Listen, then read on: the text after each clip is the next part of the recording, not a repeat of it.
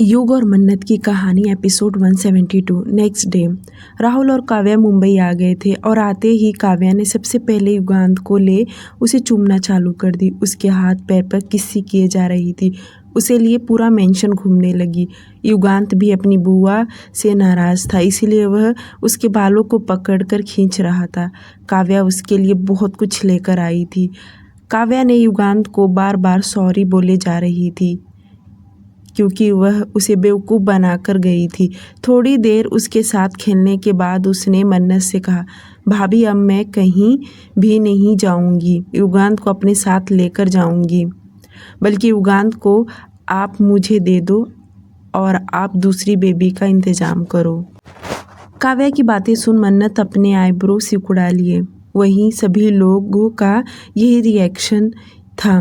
मन्नत बोली, अगर तुम्हें युगांत को अपने पास रखना है तो रख लो, पर मुझे दूसरे बच्चे के लिए इतना फोर्स मत करो। काव्या काफ़ी देर तक मन्नत को यूं ही परेशान करती रही और सब लोग हंसे जा रहे थे। काफ़ी देर तक सभी लोगों की मस्ती चालू था। दूसरी तरफ बाली इंडोनेशिया अभय और पायल पूरा दिन घूम रहे थे। उनके साथ गार्डनर भी था जो वहाँ अच्छे अच्छे प्लेस पर ले जा रहा था। घूमने की वजह से बहुत तेज़ी से टाइम निकल गया। रात को जब वे लोग हट पर आए तो पहले उन्होंने खाना खाया। खाना खाने के बाद हट के अंदर सोने आ गए। बिस्तर बहुत ही मखमली और मुलायम था। अभय ने पहले तो म्यूज़िक लगाया और पायल का हाथ पकड़ के वह डांस करने लगा। कम से कम 10 से 15 मिनट उन दोनों ने डांस किया होगा। उसके बाद अभय ने उसके होठों पे होठ रख किस करने लगा। इस वक्त पायल शॉर्ट फ्रॉक पहनी थी जो उसकी थाई तक आ रहा था और किस करते वक्त अभय ने उसके फ्रॉक का जिप खोलकर उसके शोल्डर से उतारने लगा। पायल उसे रोक नहीं रही थी। अभय ने उसके शोल्डर से ड्रेस उतारकर बल्कि उसके शरीर से अलग कर दिया। फ्रॉक होने की वजह से बड़े आसानी से फ्रॉक निकल गया। सुबह मेहता बंगलो सुबह के 7:40 पर रेहान नैना को उठा रहा था। इस वक्त दोनों ब्लैंकेट के नीचे थे।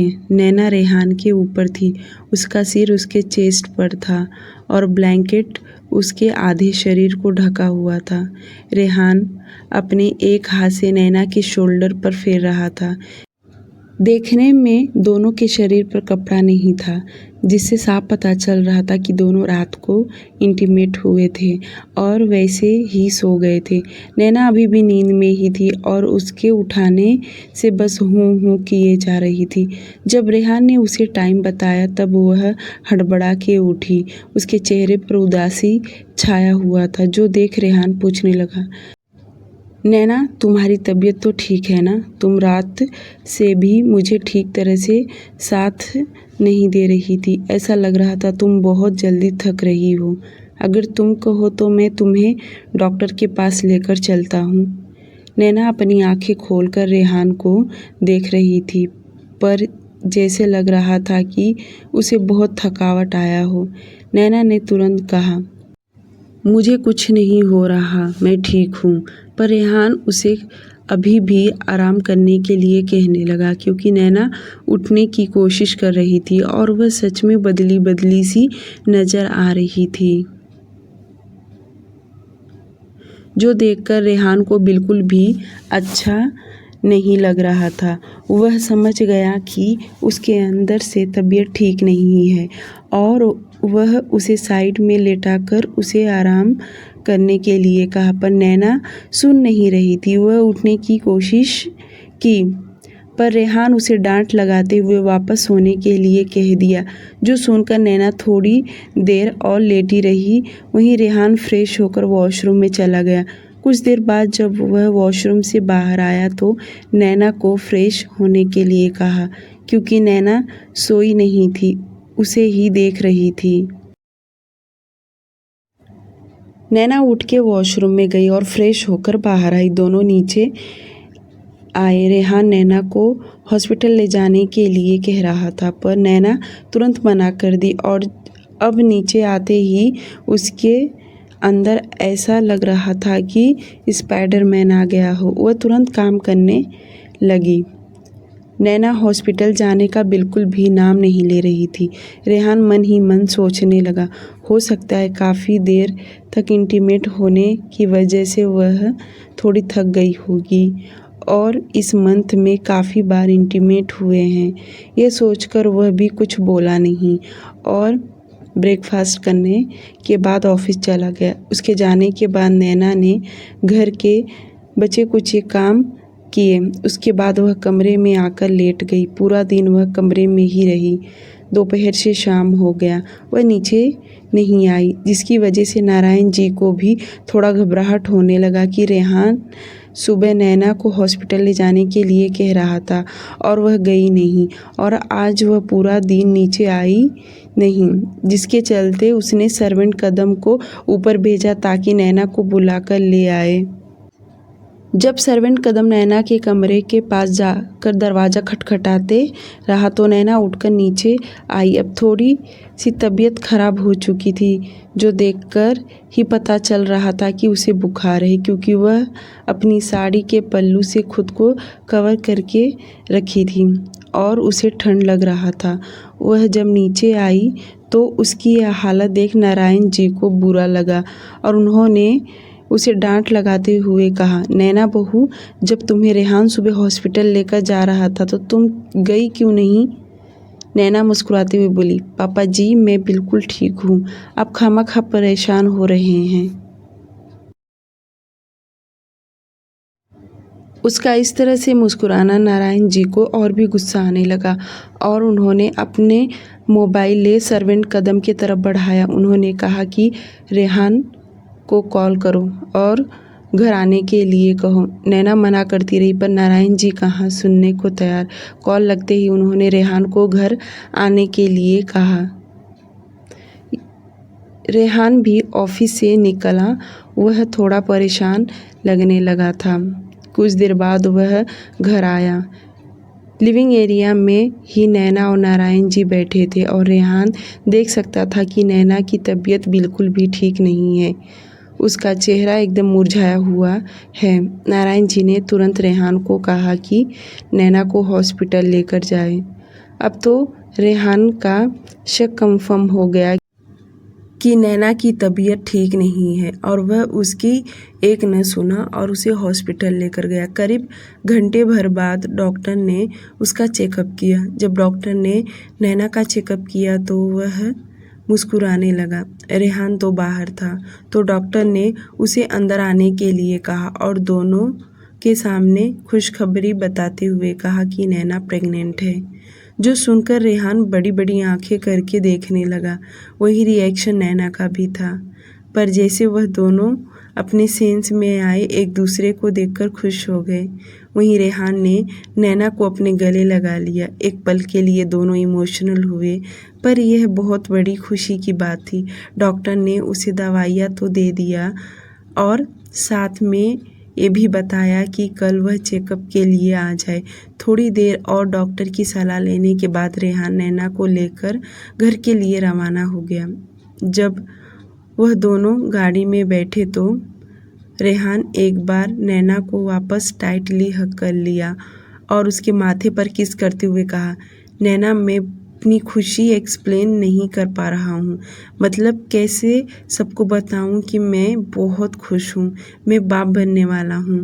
नैना देख सकती थी कि रेहान सच में बहुत खुश है और उसके दोनों हाथ पकड़ते हुए बोली, रेहान जी ये है ऐसी खुशी है, अगर नहीं भी बताओगे तो भी आज नहीं तो कल सबको पता चल ही जाएगा। जो सुनकर रेहान मुस्कुराने लगा और वहाँ से जल्दी से घर के लिए निकल पड़ा। और जैसे वह घर आया तो नारायण जी लिविंग एरिया में ही बैठे उन दोनों के आने का इंतजार कर रहे थे। रेहान आते ही घुटने के बल बैठ अपना सिर अपने डैड के गोद में रख खुशी बताते हुए कहा, डैड आप दादू बनने वाले हैं, नैना प्रेग्नेंट है। रेहान का इतना कहना कि नारायण जी अपने कांपते हुए होठों से बोलने की कोशिश कर रहे थे, पर उनकी आवाज़ नहीं निकल पा रहा। वह नैना की तरफ देखने लगे, जो मुस्कुराते हुए उनके पास आई और उनके कंधे पर अपने दोनों हाथ रखी। नारायण जी बहुत इमोशनल हो गए थे, उनका गला भर आया था, आवाज़ ठीक तरह से निकल नहीं पा रहा था। नैना ने उनके कंधे को सहला रही थी, वहीं रेहान उनके हाथों को सहला रहा था। 2 मिनट के बाद नारायण जी बोले, तुम दोनों सच कह रहे हो ना? सच में इस घर में मेरा बच्चा आने वाला है?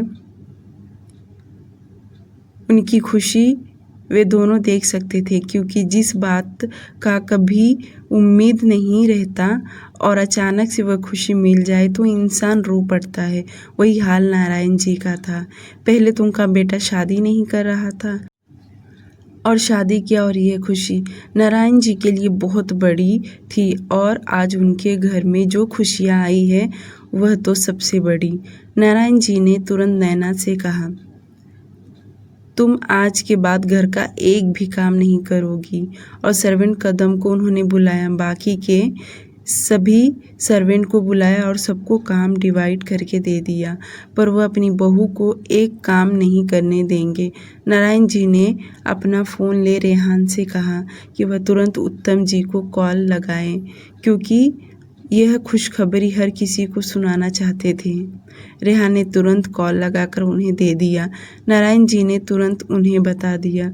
वह तो अभय को भी बताना चाहते थे, पर रेहान ने मना किया कि वह दोनों अभी घूमने गए, उन्हें बाद में बता देना। जो सुनकर नारायण जी बिल्कुल भी नहीं माने। वह बोले, मुझे काम ही क्या है, मैं आज से यह खुशियाँ सबको बताते रहूँगा। रेहान ने तुरंत अभय को भी कॉल लगा कर दिया, और जब अभय को पता चला तो उनकी खुशी तो और भी दुगनी हो गई, क्योंकि सच में उनके जीवन में खुशियाँ आ ही रही थी।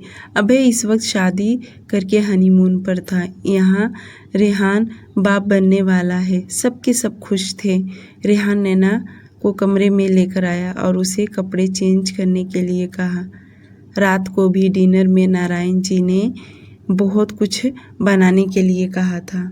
सबने साथ में मिलकर डिनर किया। डिनर करने के बाद रेहान नैना को कमरे में लेकर आया और उसे मेडिसिन्स दिया, उसे आराम करने के लिए कहा और खुद उसके बगल में लेट कर उसके माथे पर अपना हाथ फेर रहा था। दोनों काफ़ी रात तक बातें करते रहे। रेहान अभी से सपने देखने लगा था। अगली सुबह दोनों साथ में सोकर उठे और फ्रेश होने के बाद नीचे आए और ब्रेकफास्ट किए। रेहान नैना को लेकर हॉस्पिटल गया, क्योंकि उसका आज अल्ट्रासाउंड था और आज आधा दिन तो उसका हॉस्पिटल में ही चला गया।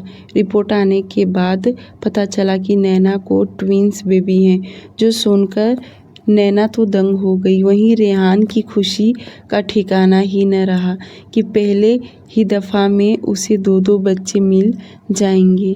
वहीं नारायण जी का कॉल आ रहा था। वह जानना चाहते थे कि रेहान ने तुरंत उन्हें बता दिया। डॉक्टर ने जुड़वा बच्चे बताया है। जो हाल रेहान का था उससे भी डबल हाल नारायण जी का हो गया। उन्हें देखकर ऐसा लग रहा था काश वह अपने पैरों पर चल पाते तो आज पूरे आंगन में वह नाच कर अपनी खुशियाँ बताते थे कि वह आज कितना खुश हैं। नारायण जी ने तो पूरे रिश्तेदारी में ये बात फैला दिए कि नैना प्रेग्नेंट है, वह भी उसके पेट में जुड़वा बच्चे हैं। अब नैना घर आई और आज रेहान इतना खुश था कि वह ऑफिस भी नहीं गया। नैना ने मन्नत को भी कॉल करके बताई, जो सुनकर नैना भी बहुत खुश हो गई। यहाँ तक कि उसने भी सभी को बता दिए। मीरा जी, दादी और काव्या सब लोग खुश हो रहे थे। एक हफ्ता बाद देखते देखते 1 हफ्ता बीत गया। अभय और पायल दोनों बाली से इंडिया आ गए थे। उनके चेहरे पर नूर ही बता रहा था कि दोनों कितना खुश हैं। और आते ही सबसे पहले वे दोनों रेहान और नैना से मिलने आए, क्योंकि उन्हें भी तो बधाइयाँ देना था जो इतनी खुशखबरी उन्होंने सुनाया है। उन दोनों ने भी सबके लिए बहुत कुछ लेकर आए थे। उसके बाद अभय पायल को लेकर उसके मम्मी पापा के पास पहुंच गया। इधर नैना के लिए हर कोई अच्छी अच्छी चीज़ें बनाकर दे रहा था, क्योंकि उसके घर में कोई भी लेडीज़ नहीं थी सिवाय नैना को छोड़कर। उसके मामा मामी भी इन दिनों उसके लिए बहुत कुछ बनाकर लाया करते थे, जैसे लड्डू हो, उसे जो भी खाने का दिल करता था। इधर से मन्नत ने उसे कई दफ़ा उसके लिए कुछ नया नया बनाकर भेजा करती थी, क्योंकि उन्हें भी पता था कि नैना प्रेग्नेंट है। ऊपर से घर में कोई न होने की वजह से बहुत सी चीज़ों का पता नहीं होता। ऊपर से जुड़वा बच्चे होने की वजह से हर कोई उसका ज़्यादा ध्यान दे रहा था, क्योंकि सवाल दो दो बच्चों का था। उसकी खुशखबरी सुनकर युग और मन्नत भी उससे मिलने आए थे। यहाँ तक कि मयंक, पीहू वे दोनों भी आए थे। इधर बजाज मेंशन में दिन ब दिन युगांत शरारती होते जा रहा था। आजकल तो वह चाहता था कि हर कोई उसके साथ खेलते रहे। लिविंग एरिया में उसके खिलौनों से भरा हुआ था। जहाँ देखो वहाँ उसके खिलौने ही दिखते थे। बड़ा हो या छोटा, हर कोई उसके साथ बच्चा बन जाता था। हर कोई बाहर का भी आता था, वह भी युगांत के साथ मस्ती करने लग जाता। पर घर वालों ने युगांत के लिए कोई भेदभाव नहीं किया था। कोई छोटा हो या बड़ा, सर्वेंट हो या गार्ड्स हो, हर कोई उसके साथ खेलता रहता था, ताकि वह भी बड़ा होकर रिस्पॉन्सिबल इंसान बने। क्योंकि युग कभी भी सर्वेंट या गार्ड के साथ डिसरिस्पेक्ट नहीं करता था। शाम को लिविंग एरिया में सभी लोग इकट्ठा हुए थे और काव्या ने रेलगाड़ी का ट्रेन बनाई हुई थी और उसके बीच में युगांत बैठा ट्रेन को पकड़ने की कोशिश करता था, पर ट्रेन चलते जा रही थी। बेचारा अपने नन्हे नन्हे हाथों से पकड़ नहीं पा रहा था, बल्कि वह उसी में गिर जाता था, जो देखकर सब लोग हंसते थे। पर वह बार बार स्ट्रगल करता था, उठता था और पकड़ने की कोशिश करता था। युगांत खेलने में इतना मशगूल हो गया था कि बाकी के लोग डाइनिंग टेबल पर खाना खाने बैठ गए तो भी वह रोमा युगांत के साथ खेल रही थी, क्योंकि युगांत वहाँ से हिलने का नाम नहीं ले रहा था। सभी लोग खाना खाने के बाद वापस युगांत के पास आकर उसके साथ खेलने लगे। कुछ देर बाद जब मन्नत ही युगांत को लेकर कमरे में आई तो आते ही रोने लगा, क्योंकि उसे अभी भी खेलना था और मन्नत ने उसे खेलते हुए उठाकर लेकर आई थी। उसका नाटक देखकर मन्नत युग से बोली, युग, ये तुमसे ना 10 गुना डेंजरस निकलेगा। उसकी बातें सुनकर युग अपना आईब्रो सिकुड़ा लिया और बोला, तुम कहना क्या चाहती हो कि मेरा बेटा मुझसे 10 गुना डेंजरस निकलेगा? मैं क्या तुम्हें कोई क्रिमिनल दिख रहा हूँ या माफिया? मन्नत मुंह बनाते हुए बोली, तुम्हें क्या पता दिन भर सबको कितना परेशान करता है। जब इसे नींद आता है तो खुद तो सो जाता और दूसरों को जरा भी सोने नहीं देता।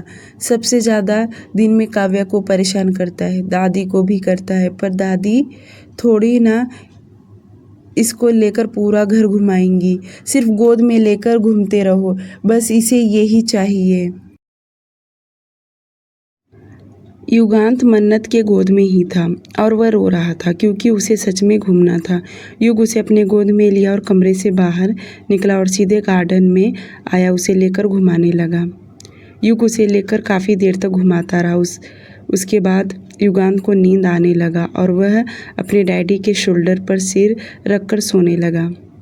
छोटे से मुंह से उबासी ले रहा था। युग उसके पीठ को सहलाने लगा, जिसकी वजह से वह बहुत जल्दी सो गया। उसके बाद युग उसे लेकर कमरे में आया। अभी मन्नत भी जाग ही रही थी। युग को देख मन्नत युगांत का कंप्लेन करते हुए बोली, युग, इसकी आदत दिन ब दिन खराब हो रही है।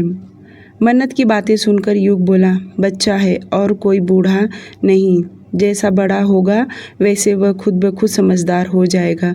जो सुनकर मन्नत मुंह टेढ़ा करते हुए बोली, अगर पूरा दिन उसके साथ रहोगे ना, फिर समझ में आएगा उसकी हरकतें कैसी हैं। मन्नत युगांत को बहुत प्यार करती थी, पर अब वह जैसे बड़ा हो रहा था वैसे सभी को परेशान करने लगा था। वह चाहता था कि सब लोग उसे सिर्फ गोद में लेकर घुमाते रहें।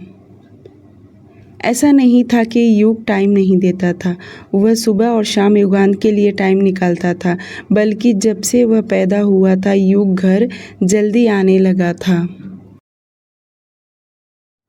हाँ, कभी कभार उसे कोई मीटिंग शेड्यूल देर तक चलती रहती तो उसे लेट हो जाता था, पर रात में भी कच्ची नींद सोता था और सुबह में उठ के युगांत के लिए टाइम देता था।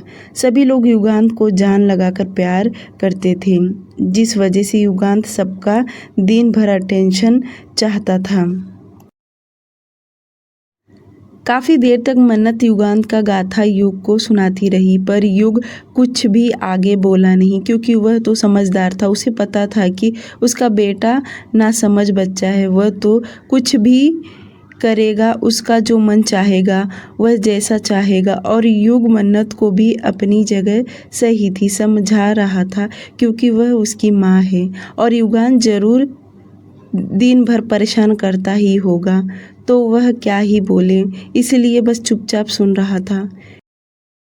युग जल्दी से उसके होठ पर उंगलियां रखकर उसे अपनी बाहों में लेकर सोने लगा। बेचारी मन्नत 2-4 शब्द और सुनाते हुए बोली, उसके बाद वह भी सो गई। अगली सुबह मन्नत रेडी हुई और युगांत को भी रेडी कराई। आज उसने बॉटल ग्रीन कलर का डंगरी और प्रिंटेड वाइट कलर का टी शर्ट पहनाई थी, जिसमें युगांत बहुत ही क्यूट लग रहा था, और उसके सिर पर उसने नेवी ब्लू कलर का टोपी भी लगाई थी, जिसमें तो बता नहीं सकते। और जब वह नीचे लेकर आई तो क्या ही था, रोज की तरह काव्या, राहुल, बाकी के लोग ले रहे थे। दूसरी तरफ कांदेवली शर्मा निवास। पीहू का ग्रेजुएशन नहीं हुआ था, क्योंकि जो कुछ उसके साथ हादसा हुआ था उसका कॉलेज मिस हो गया, जिसकी वजह से मयंक ने उसका एडमिशन करवाया ताकि वह ग्रेजुएशन कंप्लीट कर सके। क्योंकि उसके वजह से उसका 1 साल खराब हो गया। अब वह नहीं चाहता था कि अब उसका फिर से फ्यूचर खराब हो, इसलिए वह उसे पढ़ाना चाहता था और उसने पीहू को अपने साथ कॉलेज लेकर गया और उसका एडमिशन करवाया। 5 महीने बाद दिन बहुत तेज़ी से बीत रहे थे। सब अपने अपने घर पर अपने अपने पार्टनर के साथ खुश थे।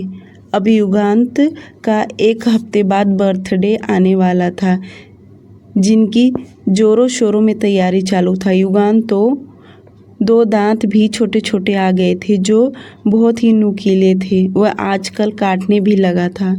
सभी लोग ब्रेकफास्ट के लिए डाइनिंग टेबल पर इकट्ठा हो रहे थे।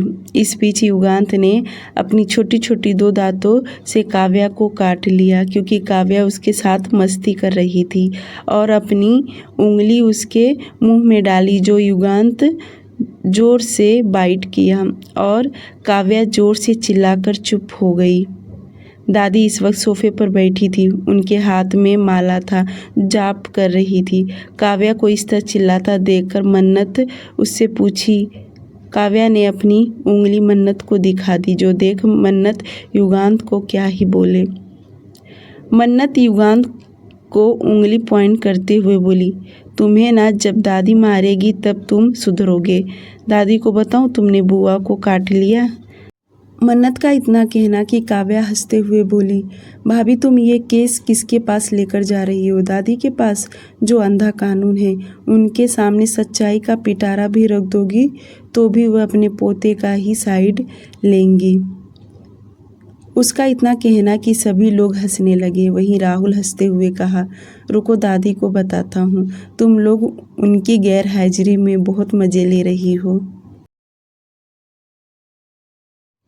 युग भी मुस्कुरा रहा था। राहुल जोर से बोला, दादी। उसका इतना ही कहना कि काव्या हड़बड़ाते हुए राहुल का हाथ पकड़ते बोली, तुम्हें क्या बात हजम नहीं होता है?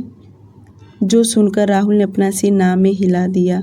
वहीं राहुल की आवाज़ सुनकर दादी वहाँ देखी तो राहुल मुस्कुराते हुए बोला, दादी आ जाओ, ब्रेकफास्ट कर लो। जो सुनकर दादी उठी और धीरे धीरे चलते हुए जाकर चेयर पर बैठ गई। युगांत के लिए काव्या ने बेबी चेयर भी डाइनिंग टेबल के पास फिटिंग करवा दी थी, पर युगांत पहले कंफर्टेबल नहीं हो रहा था बैठने के लिए, पर अब वह कंफर्टेबल बैठ जाता था, बल्कि सब लोग उसे खाना भी खिलाते थे। उसका कार्टून वाला डिश भी सामने रखा हुआ था। सब कुछ उसके हिसाब से सेट किया गया था। युग का बर्थडे के लिए बस 1 हफ्ता रह गया था। तैयारी तो घर में बहुत ज़ोरों शोरों की चालू थी। हर कोई अपना अपना आइडिया बताता था कि उसका बर्थडे कहाँ पर सेलिब्रेट करे, घर में करे या बाहर कहीं होटल में। दूसरी तरफ मेहता बंगलो। नैना को 5 महीना हो गया था और जुड़वा बच्चा होने के नाते उसका पेट काफ़ी बड़ा दिख रहा था। उसे अभी भी चलने फिरने में तकलीफ़ हो रहा था, बल्कि लेडीज़ सर्वेंट भी घर में लगा दिया गया था। रेहान ऑफिस भी लेट जाता था और शाम को जल्दी आ जाता था। उसने अपना कमरा नीचे शिफ्ट करने के लिए सोच लिया था, क्योंकि नैना को ऊपर चढ़ने में दिक्कत होने लगा था और घर वाले नहीं चाहते थे कि ऊपर नीचे करने में उसे कुछ प्रॉब्लम हो। इसलिए रेहान ने अपना कमरा नीचे शिफ्ट करने के लिए कह दिया। जब तक उसके बच्चे इस दुनिया में आ नहीं जाते तब तक वह दोनों नीचे ही रहेंगे। उसके बाद वापस वह अपने कमरे में शिफ्ट हो जाएंगे। शाम तक रेहान ने अपना कमरा नीचे शिफ्ट करवा लिया और सुरेखा जी रोज़ आकर उसकी खबर लिया करती थी, बल्कि पायल भी यहाँ आकर 2-2 दिन रहती थी ताकि उसकी बहन को किसी बात की तकलीफ़ ना हो। सभी लोग उसका बहुत ध्यान दे रहे थे, क्योंकि 2 नन्हे जान सबको फ़िक्र लगा था। आज के लिए सिर्फ इतना ही। प्लीज़ इस स्टोरी को लाइक और सब्सक्राइब करना बिल्कुल ना भूलें।